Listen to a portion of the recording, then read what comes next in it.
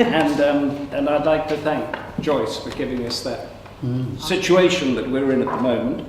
And I'd also like to sort of celebrate the victory of Donald Trump and Nigel Farage. And I'll tell you why. Because they have come to power through democratic mechanisms that have exposed exactly what Joyce was talking about. And the places where they're not exposed, and those communities that are left behind do not get a voice, we end up with situations like the Arab uprisings of 2011 and the Soviet or the Russian Revolution of 1917 and other horrendous things that happened, because there is not a valve. And we've got that valve, and Joyce has identified for us how it has to be addressed. But what I'd like to begin with is an image that I have, or a story, of when liberal democracy, because that's what we are, that's what we have in this country, when it started dying for me. And that was around 1998, so it's about 20 years ago, when we were about to go to war with Iraq several times, and Iraq was under sanctions, and I was there, and it was being run by Saddam. And I went down to Basra in the south, which Britain later invaded, and I had a very good, intelligent young woman, 18 years old, called Fatima, who was my fixer there. And we were operating and dodging the minders and all that sort of thing. She said, look, if you want to get a good idea of what's going on, Humphrey, go to the University of Basra, go on the weekend where not many people are around. So we went to the university, and I met there a professor of botany who went to Reading University here, and a professor of literature who went to Edinburgh University. But they both weren't there. One of them was at church, the botanist was at church, and they said, come back in an hour. So we went down to a cafe overlooking the Chateau Larab waterway with Fatima, who wanted to become a doctor, and she got out all the forms. She said, can you help me with my CV and make sure I've got all the English right? She was going to university in Baghdad. She was a Shia. It didn't faze her at all that she was a Shia. She didn't think about it at all. She just wanted to be a doctor. So we filled it in and we checked it up, and we did that. We had our coffee. We overlooked the Chateau Larab. We went back to the university. We talked to the botanist and the English literature person, and the botanist said to me, can you get some papers for us from the British Library? I said, yeah, I can, but can't you get it? He said, no, they're under sanctions. I said, what? He said, yes, any new paper that comes out is under UN sanctions, so we can't teach our students anything new. Can you help me with that? I said, well, I'll see what I can do, but if they're under sanctions. And he said, what you people don't understand in the West is that if you want to have new thinking against a dictator, that thinking originates usually in the universities. That's right. And if I can't give my students new papers to read, to get new ideas, and to see how you and your liberal democratic West think, they will take the ideas of the dictator. And that is what will happen. And he was brave enough, he said it on camera, we cut a piece for Newsnight, it went out on the news, and he was brave enough to say that. And he had just been to church, and he had gone to church, and he had walked back from church, and he had come to us, and we all had some wine together. I went back to Basra time and time again after the invasion, and Fatima worked with us straight away in 2003, and then she vanished, and then I got a message, and then we got in touch, and I saw her some years back, and I went to the house that I knew she lived in and knocked on they have compound, knocked on the door. Somebody answered, went to her door, and I knew things weren't that good, and she opened it, and she was carrying a baby. She gave the baby to someone else, and she said, you can't come here. I said, I know, but I want to see you. And she said, I said, walk with me from the front door to the compound. And I said, how bad is it? Because what had happened to her is that she hadn't been allowed to become a doctor. She had been forced to marry a man she didn't like. That man beat her up, and when I saw her, she was covered in a full hijab. And we walked in. I said, how bad is it? Can I help? She said, no, you can't help. I will let you know when I think you can help. And then I said, well, tell me, how bad is it? And she took a big risk. She lifted the veil, and she was cut down here, and a tear was coming down her there. And she dropped it, and then she said in a very loud voice, don't ever come back here again, for everybody to hear. And then off she went, and I haven't heard from her since.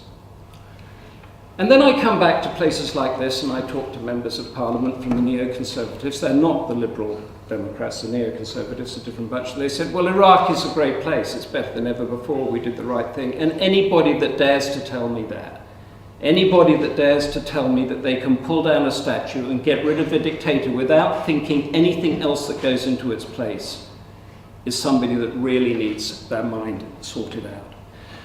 And because of that, and since that, liberal democracy, that flag that we've been flying all over the world, has been failing. And it's been failing because we have got what's called hubris. We believe we are right. We've pushed too far, as Joyce said. We are going to Africa and to Iraq, handing out leaflets on gender equality and saying that we need positive discrimination for transgender people, when in fact they haven't got a bridge to cross to get their children to school or any drugs in the hospital. And that mindset that has been formed in places like this hasn't gone through a due diligence test that has got it down to the place where it is. So our global credibility became shredded there. But we were so filled with hubris that we kept doing it. We did it again in Libya. We did it again in Yemen. We did it again in Egypt in a different way, which I'll come to in a second. And then when Syria happened, we felt we got bored with it. So we didn't know what to do. But when somebody else comes in to fix it, from an authoritarian government, we say that he can't do that. But we still don't have a solution. That's right. And this is the issue and problem that we have at the moment. Let me just encapsulate for you what I think I'm talking about, what liberal democracy is, or the Western democratic system. It's an accountable government funded by revenue from the market that will distribute wealth, thus creating a stable society in which everybody's got a fair and pretty equal chance. What has happened in that 20 or 25 years since the Berlin Wall came down and all that, is that whilst we have been getting bogged down in places like Iraq with stories that happen to people like Fatima, and the good stories that come out of places like Iraq are people that have got very rich on exactly the elite that Joyce was talking about, there have been other societies that have come up, mainly from China. And there are too many people in the world today that have lived a fruitful life in China for us to say that authoritarianism doesn't work. But if I'm sitting here telling you that it does work, I'm going against the grain of my own instinct. So we're in a conundrum here, because we've tried to export a philosophy or a democratic mechanism, or whatever you might want to call it. And what has happened is that Russia and China have now becoming more confident, more wealthy, and China particularly is in such a position that we in Britain, the mother of parliaments, our leaders, are going with a begging bowl to China, asking them for money to build our power stations. Now, this is the problem that I have with that, is that 25 years ago, or whatever it was, China was the pariah of the world for killing its own citizens. It banned free speech. It locked up people. It killed people in the streets. It didn't allow representative parliament at all. Nobody had a voice. And we condemned it and we sanctioned it. 25 years later, China still kills its own people, locks people up, bans free speech, doesn't have... But we're going there saying we're going to have a golden era of a relationship with it. Now, if I'm sitting out on the street there and I see this and I think, well, hold on, what happened with that guy standing in front of the tank? And have they changed? No, they haven't changed, but we've changed. We've changed because we haven't thought things through. And that is why, right now, we have got a situation where in this country, we have a Conservative Party whose rump has been exposed with xenophobic nationalism. A Labour Party which is moving back to its sort of rigid, disciplined Marxism. The other big party, the Scottish Nationalists, wants separation.